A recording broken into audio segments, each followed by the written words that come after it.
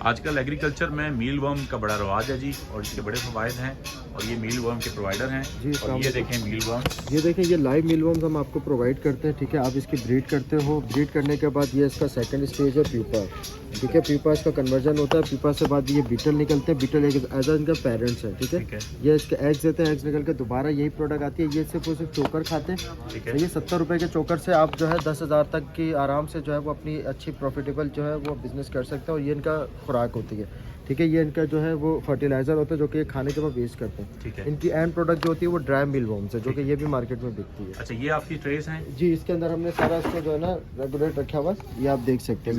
ये सारे अलाइव हैं, ये सारे अलाइव हैं, ये जितने भी सब अलाइव हैं, ठीक है। आपकी वेबसाइट क्या है और आपसे रब्ता कैसे सर? कर हमारा जो है वो मोबाइल नंबर है 03082854 और हमारा जो आ रहा होगा मैं बता भी देता हूँ, PIA हाउसिंग सोसाइटी में हमारा है वापडे टाउन के पास, ठीक है। जो भी रब्ता करना चाहे कर सकते हैं। ठीक हो गया, थैंक यू सो मच जी। और आप बेस्ड कहाँ पे हैं? ये लाहौर में है सर, हमारा लाहौर में।